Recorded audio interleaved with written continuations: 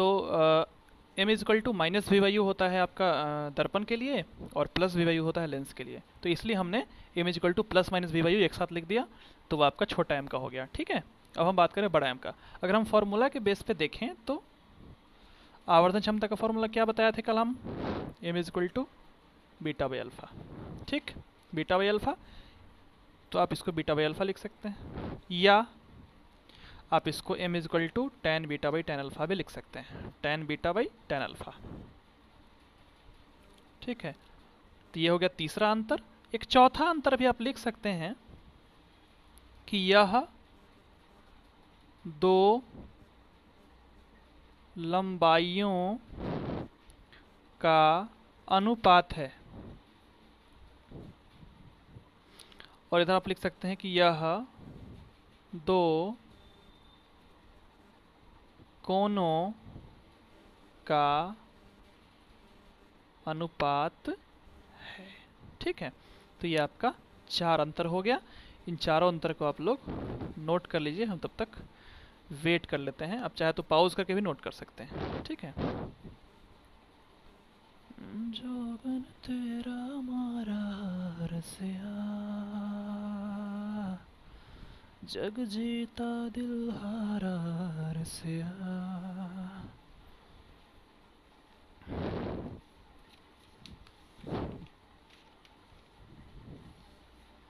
चलिए, आपका next topic जो है उसकी तरफ हम चलते हैं। आपका नेक्स्ट टॉपिक है, एक सेकंड वेट कर लीजिए, एक सेकंड। जब से तेरे नैना मेरे नैनों से लागे रे।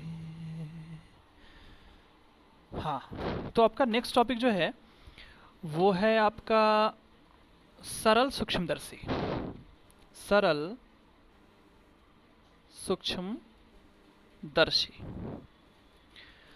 इसका एक दूसरा नाम है आवर्धक ग्लास भी कहते हैं इसको, आवर्धक ग्लास। एक ही चीज है, कोई अंतर नहीं है दोनों में। ठीक है, इंग्लिश में लिख दें इसको सिंपल माइक्रोस्कोप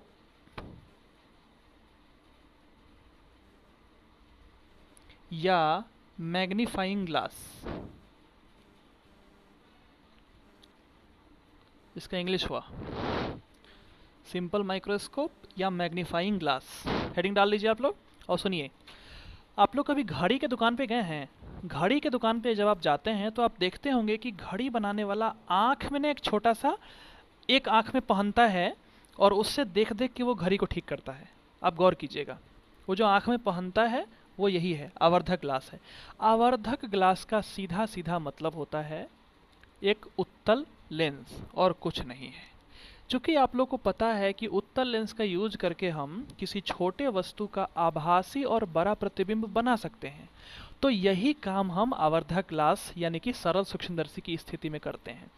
करते क्या है कि जो बहुत छोटी वस्तु है, जैसे घड़ी के अंदर का पुर्जा है, बहुत छोटा होता है, तो उसका आभासी और बड़ा प्रतिबिंब बना करके घड़ी का जो मरम्मत करने वाला आदमी होता है वो उसको ठीक करता है। ठीक है, इसका एकदम सिंपल फॉर्मेट है, इसमें और कुछ नहीं है। इसमें होता है सिर्फ एक उत्तल लेंस। ठीक,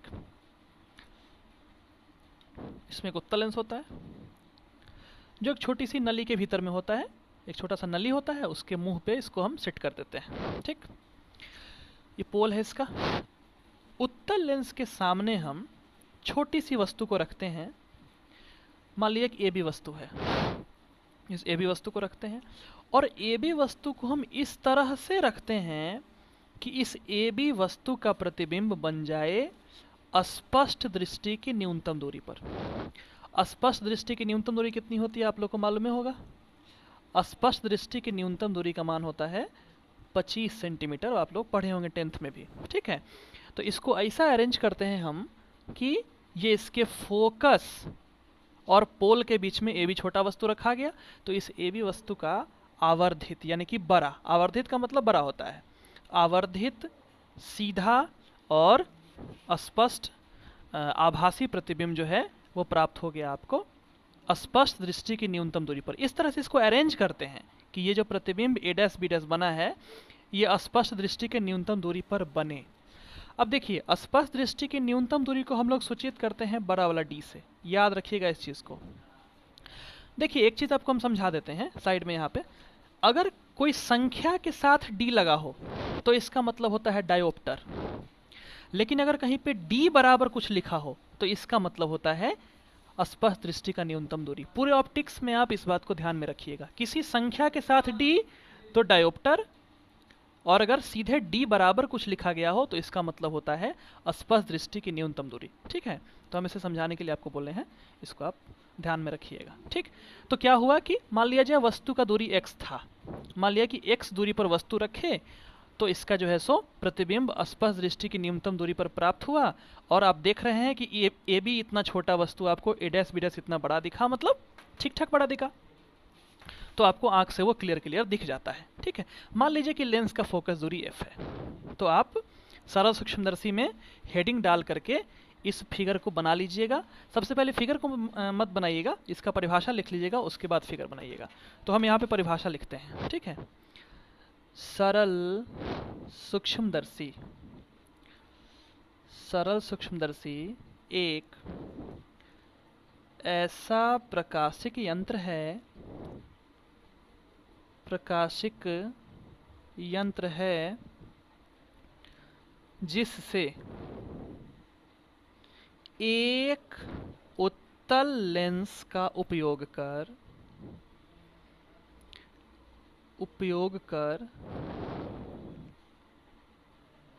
किसी सूक्ष्म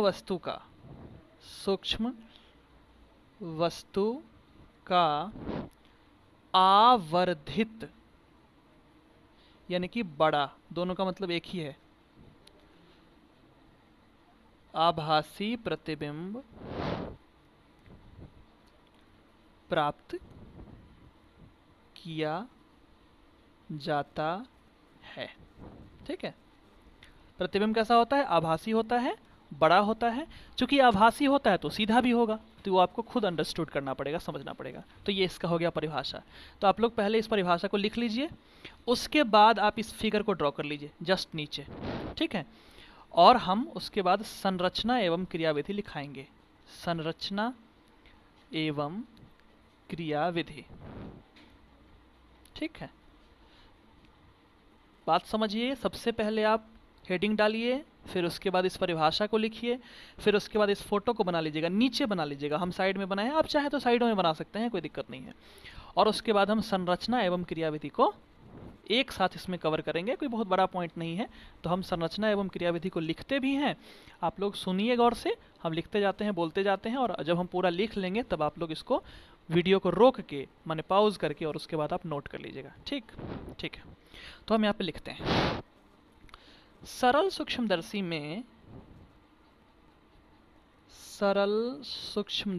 में एक छोटी नली के अंदर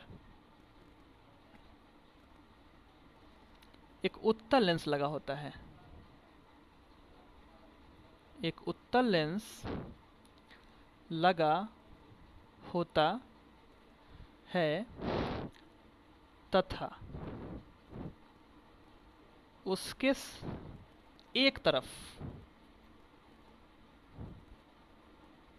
सूक्ष्म वस्तु को रखते हैं, जबकि दूसरी तरफ से नेत्र द्वारा देखा जाता है। ठीक, पैराग्राफ चेंज करके लिख रहे हैं हम। लेंस की फोकस दूरी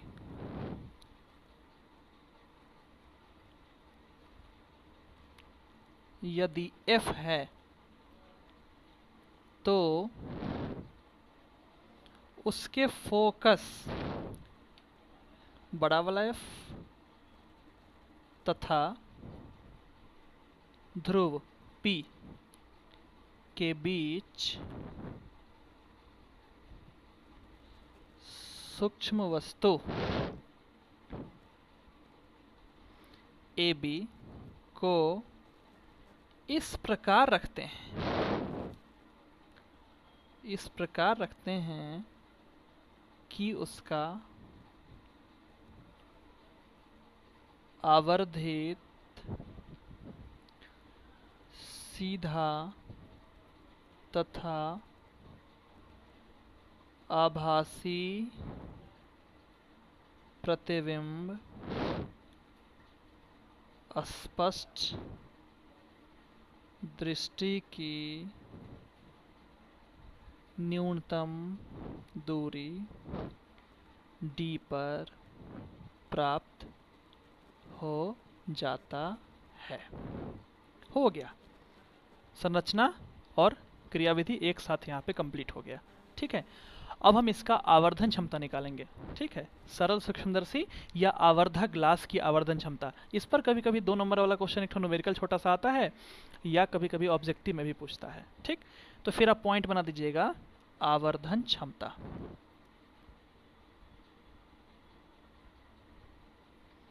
आवर्धन क्षमता पॉइंट बना दीजिए, और हम आवर्धन क्षमता को अभी निकालने की कोशिश करेंगे नेक्स्ट पेज में। ठीक, थोड़ा वेट कर लीजिएगा।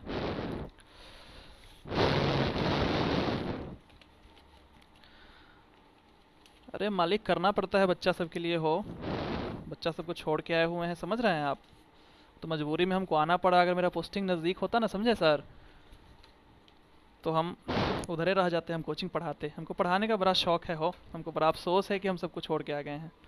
जहाँ तक हो पा रहा है हम कर दे रहे हैं। क्या करें, करना पड़ता है। चलिए आप लोग देखिएगा, ठीक है, हम आवर्धन क्षमता निकालते हैं। तो आप लोग जो है सो उसके नीचे पॉइंट बना लीजिएगा, आवर्धन क्षमता। आवर्धन क्षमता देखिए जी, आवर्धन क्षमता का फॉर्मूला आपको हम बता चुके हैं, m is two beta by alpha, या m is two tan beta by tan alpha. ठीक है, अब आप इस फिगर को देखिएगा। अगर आप जब फिगर देखिएगा, जैसे यहाँ पे देखिए, हम यहाँ पे फिगर बनाए हैं, गौर से देखिएगा। इस फिगर के अंदर अगर हम कहें तो प्रतिबिंब द्वारा बना दर्शन कोण ये है, और वस्तु द्वारा बना दर्शन कोण भी यही है। तो आप कह सकते हैं tan बीटा, अगर मान लिया ये बीटा है और मान लिया अल्फा है, तो tan बीटा आप कह सकते हैं 10/10, tan अल्फा आप कह सकते हैं 10/10। ठीक है ना, लेकिन अगर हम इसको बीटा माने, और आपको याद होगा आवर्धन क्षमता का जो हम डिफिनीशन आपको बताए थे, तो उसमें आपको बताए थे कि वस्तु को प्रतिबिंब वाला जगह पे रखना है। तो मान लीजिए वस्तु, समझने के लिए है, इस फिगर को मत बनाइएगा आप। मान लिया वस्तु, यानी कि ये वस्तु अगर प्रतिबिंब वाले जगह पे होगा, तब तो अल्फा ये होगा, ये बीटा, सॉरी हाँ, ये बीटा, ये अल्फा। तो उस स्थिति में ना हम tan बीटा tan अल्फा लगाएंगे। तो tan बीटा बराबर a डैश b डैश बटा d, दिख रहा होगा आपको, ये d दूरी है। उसी तरह से tan अल्फा बराबर a b बटा d, समझ रहे हैं, ये दूरी भी तो d ही है। तो वही हम यहाँ अप्लाई करते हैं। देखिएगा, हम चित्र से लिख सकते हैं m बराबर a dash b dash by d। ठीक है, हालांकि माइनस डी होगा क्योंकि इधर की तरफ सब कुछ माइनस में लिया जाता है। tan अल्फा की जगह पे क्या होगा, A B by minus D, sorry minus D, minus minus minus D cut गया, तो क्या मिला, m बराबर a डैश b डैश बटा ए बी। ठीक है, a डैश b डैश बटा ए बी। आप गौर कीजिए, तो प्रतिबिंब की ऊंचाई बटा वस्तु का ऊंचाई हो गया। देखिए फिगर, प्रतिबिंब का ऊंचाई a डैश b डैश, वस्तु का ऊंचाई ए बी। तो एक तरह से तो आवर्धन हो गया ना। तो चूंकि ये आवर्धन हो गया, तो आवर्धन का फॉर्मूला क्या होता है आपको पता होगा। तो m बराबर क्या होता है, v/u होता है ना, m बराबर v/u। तो यानी कि प्रतिबिंब की ऊंचाई बटा वस्तु की ऊंचाई।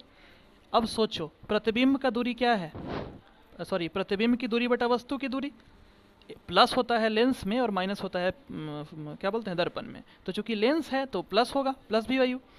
v के जगह पे क्या लिखेंगे, माइनस डी दूरी पर प्रतिबिंब बना था, प्रतिबिंब दूरी तो माइनस डी था। देखो x दूरी पर वस्तु था जिसका प्रतिबिंब d दूरी पे था ना, तो प्रतिबिंब दूरी हो गया d, वस्तु दूरी हो गया x, तो वही लिखते हैं माइनस डी बटा माइनस एक्स। चूंकि सब दूरी हम माप रहे हैं इधर की तरफ, इसलिए माइनस डी माइनस एक्स, इधर सब कुछ प्लस में होता है और इधर सब कुछ माइनस में होता है, पता होगा आप लोगों को, तो वही कर रहे हैं। तो क्या होगा, कट गया तो आपका आ गया डी बाई एक्स, इसको बना लीजिए समीकरण 1। ठीक है, अब आप लोग को पता है लेंस सूत्र,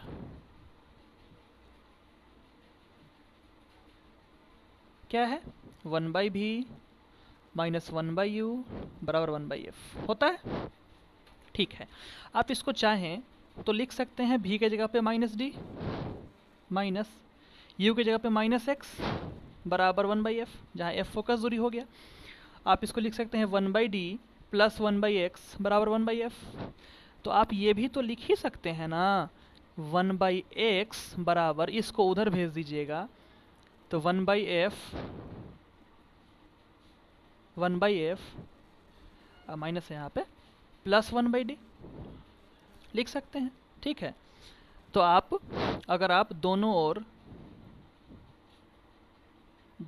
अगर आप d से गुना करते हैं,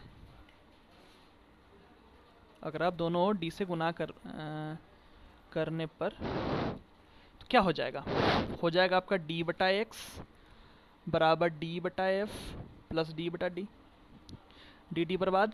तो क्या मिला, इधर लिखते हैं, यहाँ आप लोग नीचे लिखिएगा, हम साइड में लिख देते हैं। ठीक है, तो आप लिख सकते हैं कि d बटा एक्स बराबर d बटा एफ प्लस 1, या d बटा एक्स बराबर 1 प्लस डी बटा एफ। इसको बना दीजिए समीकरण 2। आप गौर कीजिए, समीकरण 1 में m बराबर d बटा एक्स, समीकरण 2 में d बटा एक्स बराबर 1 प्लस डी बाई एफ। तो समीकरण 2 का मान